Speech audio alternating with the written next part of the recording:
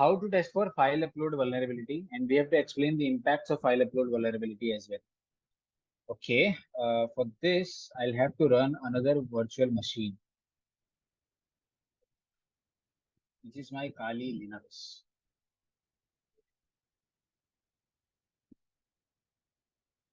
Either we can do this or we can create our own. Okay, we will try to do this from Windows only. So, who will explain what is file upload vulnerability? Any idea?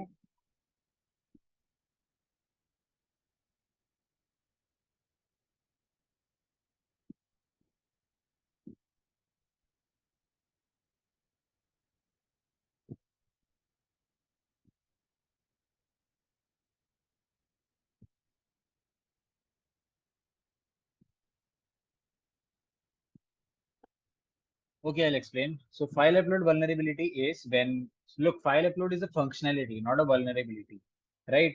You must have seen this functionality in different kinds of applications. Mostly you can say your social media applications, right? For example, Instagram, WhatsApp, YouTube, right? In different kind of applications, you get this functionality where you can upload your profile picture, right? Or you can upload a PDF document or a JPEG document, right? Or an HTML document. It depends on the application, what file formats it is allowing you to upload. But what is this file upload vulnerability? So this functionality becomes a vulnerability if the application is not validating the file format that you are uploading. If it is not checking whether the user is uploading the format which we accept, we expect him to upload, then it becomes a vulnerability, because then the attacker can upload anything he wants, right? If let's say the functionality only expects the user to upload PDF document, right? Then it will only then it should only accept PDF, right? But if there is a vulnerability, it will accept PHP, it will accept HTML, it will accept JavaScript, it will accept anything.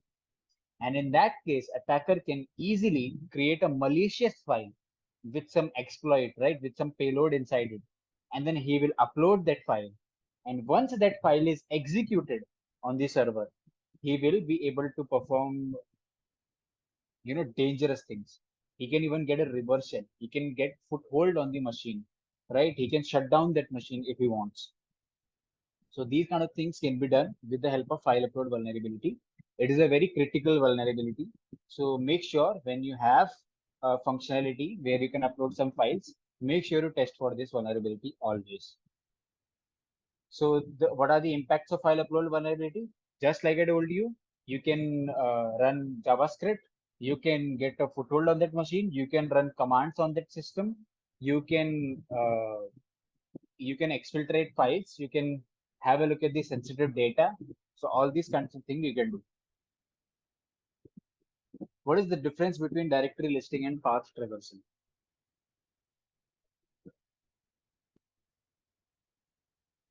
Okay, before we move on to this, I will explain how file upload. Question number 2. No, I have explained that. OS command injection ka example. We are already done with that, Amol.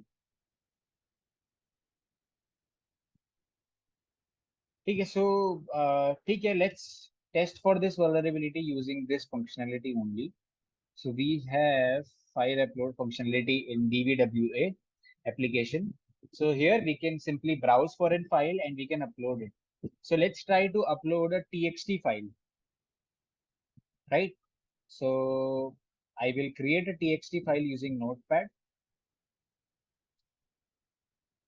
Hello, this is Sanjay, right? I will save this file on desktop. File upload test. I'm naming it as file upload test. To save it, we go to browse, desktop, and file upload test. I select it and open it, right? Once I hit upload, let's see what happens. It has been uploaded. Okay, so this is actually damn vulnerable. I will increase the security of this functionality a bit. I will make it medium, right?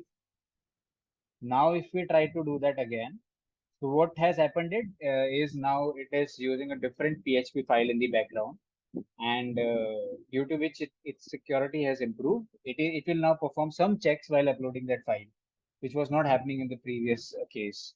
So once I upload it, see, look at this error. It says your image was not uploaded. So now it is performing a check where it is checking the file type, right? It is checking whether the file type is TXT, JPG, or some, sorry, it is checking whether the file type is JPG, JPEG, JPG, or PNG. These three files it is checking. If there is a file type, if the file that we are uploading has a file type different from these three file types, then it will give this error, right? And in our case, the file type was different, right? It was TXT. So that's why it is giving us this error. Now, how do we upload another file? How do we, let's say we test for file upload vulnerability, and there is a vulnerability. Then how do we upload a malicious file here? For that, we are going to use burp suite. In burp suite, we can change the header then it is looking for, that it is looking for, right? So what I will do is, I will go to burp. Here I will start interception. And once I select that file, I will hit upload. It will intercept the request, right? Look at this name, file upload test.txt. What I have to do is, I have to make this name as JPG. If I do that, it will upload it, but it will break the file as well, right? We won't be able to read the content inside it that we have written. So it won't make sense. So what we should do is, we'll keep this as txt, but we will change this content type, because mostly the servers which are validating the file that we are uploading, they always look for content type. They mostly, sorry, not always, they mostly look for this content type. This one, huh? Not this content type. Please make sure the content type I'm talking about. We are talking about the file that we are uploading, that content type, right? What this file contains, not what this body contains. Correct? So this file contains text plain. That's why the server is looking at this content type. It is saying, this is not image. That's why it is giving us this error. Your image was not uploaded. It is rejecting our request. So what we have to do is we have to manipulate this server. What we will do is we will change it to image/jpeg. This is the content type that is used when an image is uploaded. So what will happen here? The server will say, okay, right, this is an image. It will not look for the extension. Instead, it will look for content type. It will say, okay, this is the image. So I will accept this request. But ultimately, it will be uploading it as txt, and this content will stay there, right? It won't harm this content. So once we hit intercept off, this request goes to server and the file gets uploaded. Great, right? Now what we can do is we can browse to this directory and we can have a look at that file as well. So let's do that. 192.168.139.168. We'll go to dbwa, right? And then we will take this path till uploads, put it here. So this is the path, right? It was suggesting us the path also where the file was uploaded, but in real scenarios, you won't get this path this easily, right? You will have to brute force it or maybe perform some enumeration to identify the path where the files are getting uploaded. So this is where the file is getting uploaded, and this is the file that was uploaded for our case. Hello, this is Sanjay, correct?